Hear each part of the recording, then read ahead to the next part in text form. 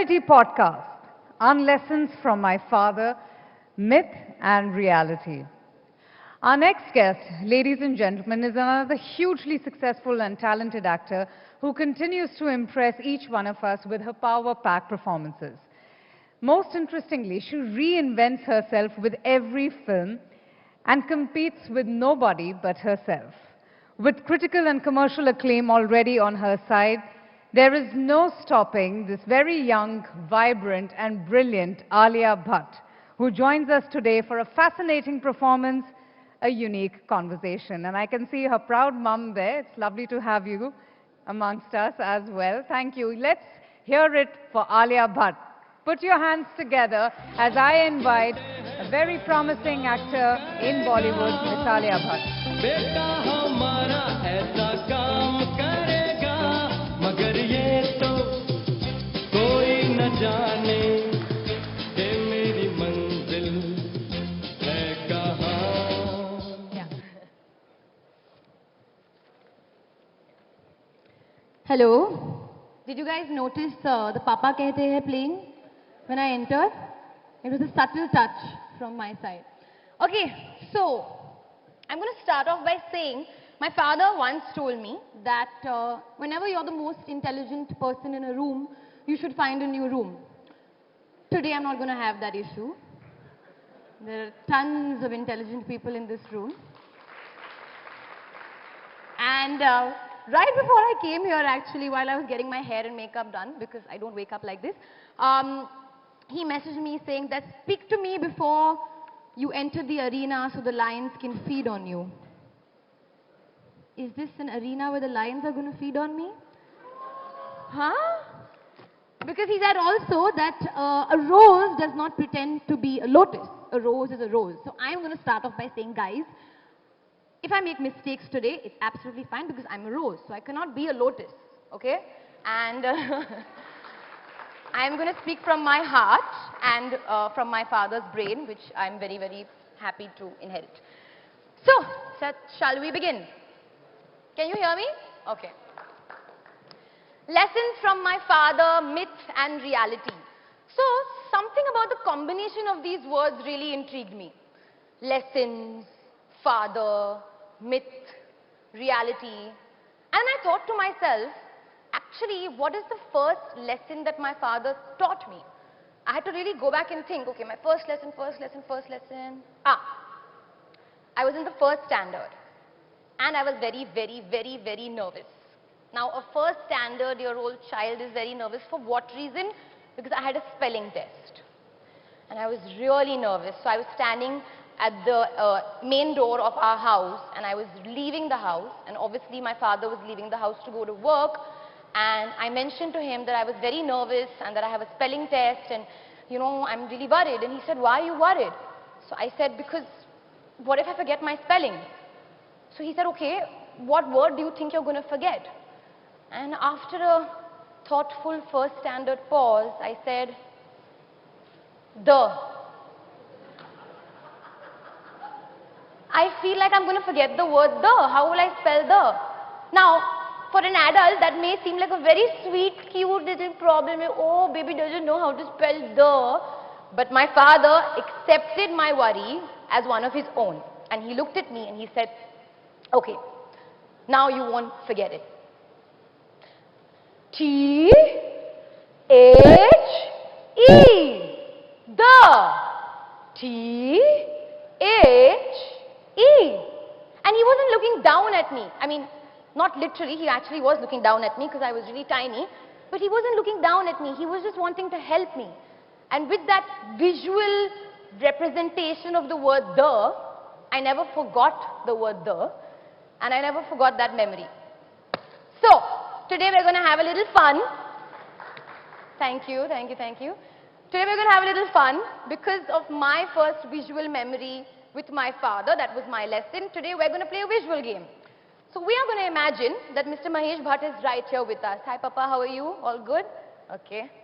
And I'm going to have an imaginary conversation with my father. And I think it'll be really great because I don't think I've really sat down and thought about how much of my father I really am. You know I'm like my mom. I'm very paranoid constantly, thanks to my mom.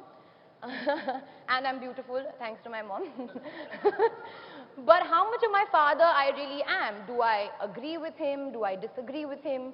And yeah, I think it'll be nice to see how many rules that my father taught me, or the things that he says I live by in my life. So it's going to be a very nice imaginary conversation, because the Bhatt family is all about arguments. I mean debates. Sorry, I mean healthy discussions. I mean conversations. You know what I mean. So let's get right to it. So, myth and reality. Now, I feel like we've heard a lot about mythology. We live in the age of storytelling, so we're quite well versed with the idea of fiction. But the lines of reality seem to be very blurred. So my first question to you, Papa, what is reality? There is no such thing as absolute reality. No scientist, no doctor, no holy man can say this is it, this is reality, because opposite one profound truth is not a lie but an equally profound truth.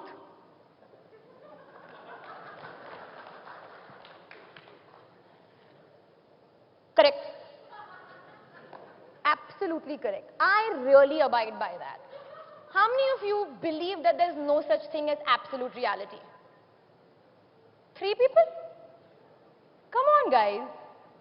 Okay, you don't have to agree, but I agree, because, see, my perspective of, say, an argument or a conversation is my perspective. Like my father once said, the man who discovered the elephant, the guy who was holding the trunk said, this is the trunk. The guy who was holding the leg was saying, this is the leg. And then there was a guy who was standing right behind and seeing the old elephant and saying, this is the elephant. So it really depends on perspective. And I'm not at all rigid because of that. In fact, it's a little difficult for me because it's so easy to win an argument with me. Because in one moment I can be like, no, this is what I feel and this is it. And after like 5 minutes I'll be like, yeah, that makes sense. So it's great for the other person, not so great for me. But yeah, I really believe that there's no such thing as absolute reality. And Papa, why don't you tell them that quote you were telling me that day, something about life? You can't put a full stop to life because life is a stream that just flows. That I agree with. And essentially what my father has just said is that even reality is a myth. Okay, moving on. So, actually, to come to think of it, lessons from my father are not only limited to living room conversations. I'll be driving to work or going to the gym and I'll get a call from him and he'll be like, what was your experience of last night? Tell me in one word. And I say, what did we do last night? We were eating dinner. And I would not understand what do you mean by one word experience. But today, I find myself communicating with my friends the same way. Because we don't have time to talk to one another if you're running, but you want to get into the other person's head. And sometimes all you need is just one word. And actually, I didn't even realize that I found myself applying that in my day-to-day life without knowing it. So thank you, Papa, for this, thank you, Papa, for this one-word way of communication. Or then he'll call me up, during promotion, because I'm always like traveling from city to city. And before going to a new state, he'll make sure he'll call me up, he'll give me all the information I require so that I don't mess up the chief minister's name.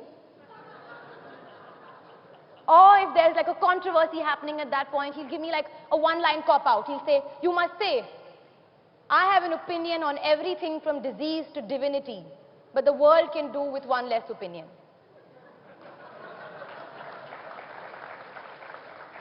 So yes, I use that, and now I'm going to have to get a new line because no one's going to take me seriously after this. Okay, moving on. Okay, you have 4 children. 4 children. So and 3 cats. So if you were to give your children one piece of advice, what would that be?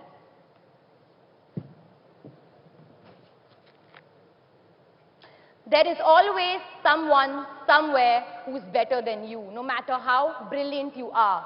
Never say that you have arrived, because that sows the seed of your disintegration. At the end of the day, we are all applause junkies.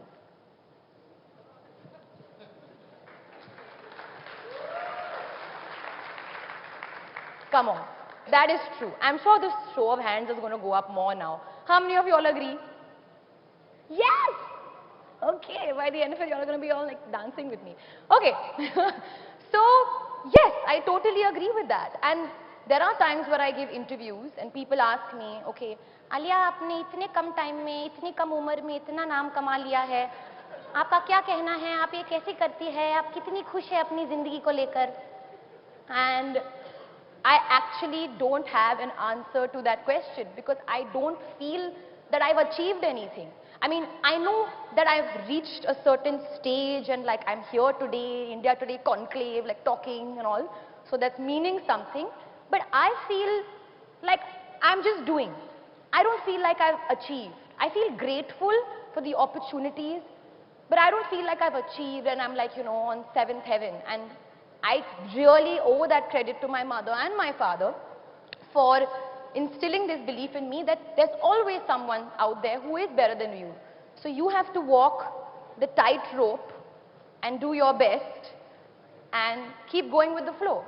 And eventually I think it comes down to you believing that this is what you're meant to be and this is what you're doing. Hard work will get you a lot of places, but believing that you are it and being the first member of your own fan club will probably not get you anywhere. So yes, I totally agree with that. And contrary to what people may believe, I do feel very nervous. People may think that I'm a confident person, everything like that, and I'm like cracking jokes and stuff, but no, I do get nervous. I do feel pangs of doubt. I do feel insecure. I'm not what my Instagram profile looks like. I'm not always happy. I cry, I have puffy eyes, and basically I'm a human being. And I make mistakes, sometimes very silly mistakes, but I make them. So basically I'm a human being. Okay, moving on. That brings me to my next question actually. So Papa, you always said to me that you rather be stupid than pretend to be intelligent. Why did you say that? Because I took your advice very seriously.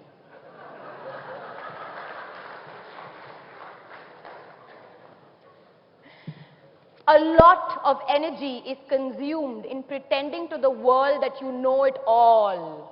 If you conserve this energy, if you release this energy, you can use this energy to actually gain true knowledge. Because true knowledge is acquired by being on the threshold of ignorance. Ignorance. Yes. I completely agree.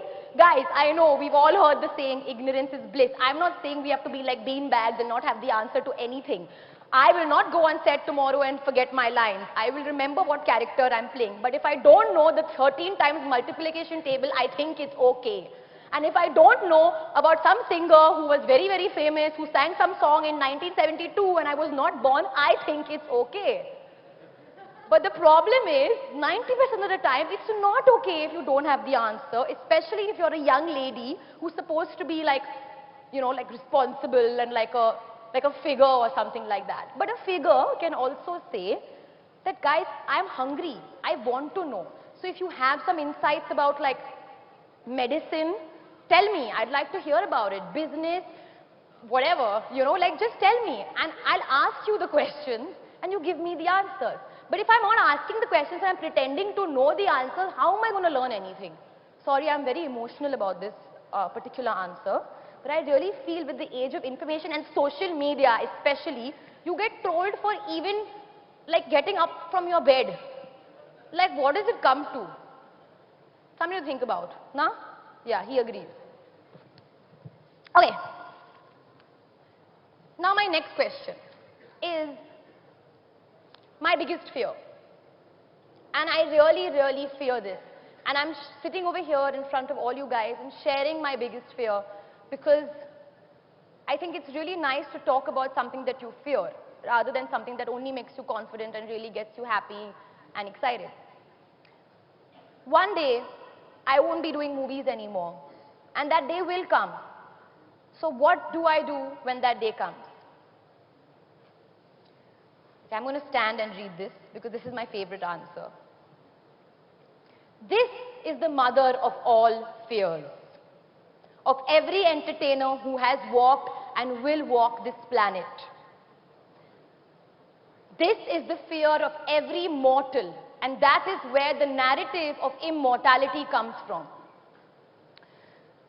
But the true narrative, the true wisdom narrative, is that whatever is born will die. Even the sun gets eclipsed. Whatever man loves, he will have to part with someday. Nothing lasts forever. You know, a beautiful rainbow, a starlit night, a child's smile, they all fade away. But it's the fear of losing it that keeps us going. And that fear of losing it keeps me going too. And that's something my father taught me. Fear is not a bad thing. Fear is a good thing.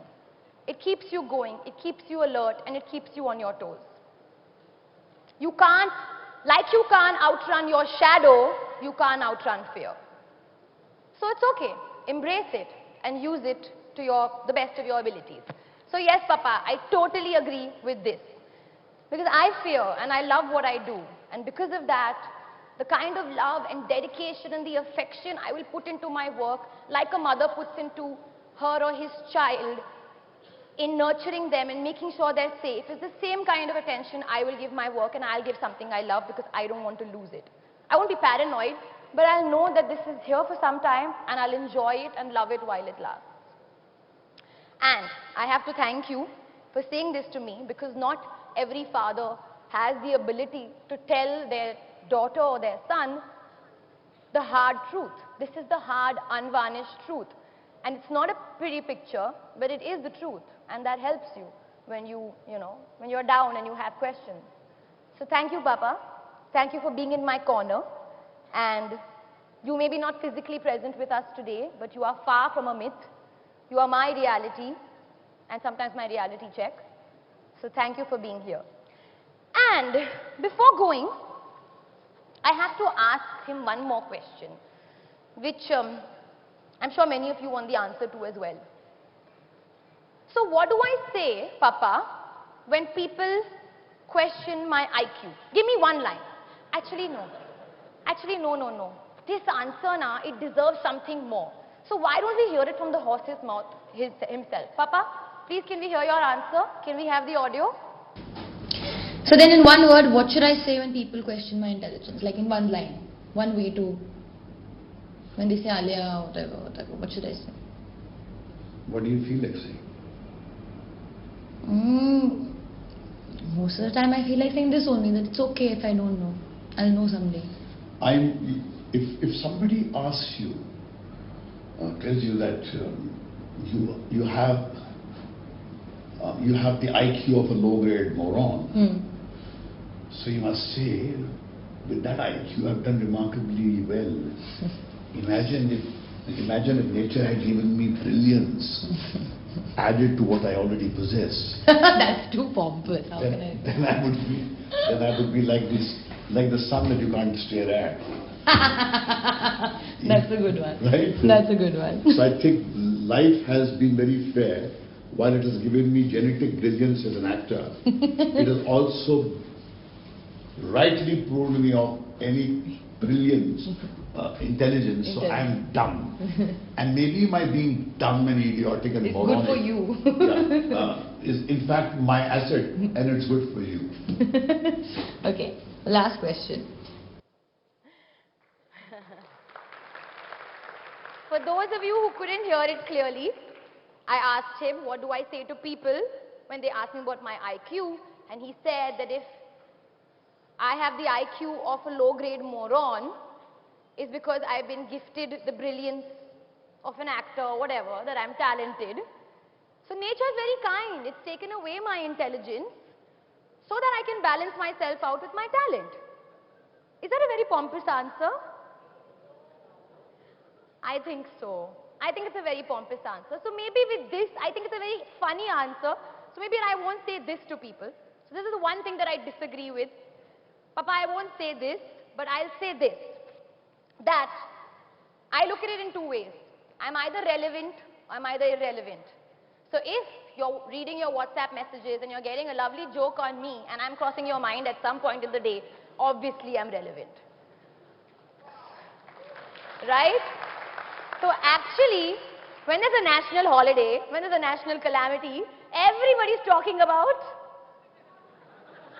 So why should I be upset? I should be very happy that I'm relevant. My father once said that one day the flowers will stop coming and you'll be very upset. I have to say one day the jokes will stop coming and I'll be very upset. And just to leave you with one thought, that maybe I planned this whole thing anyway.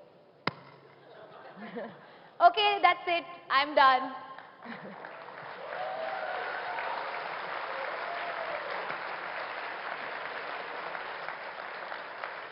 I hope I managed to entertain you guys. And thank you, Papa. You're a marvel. I love you.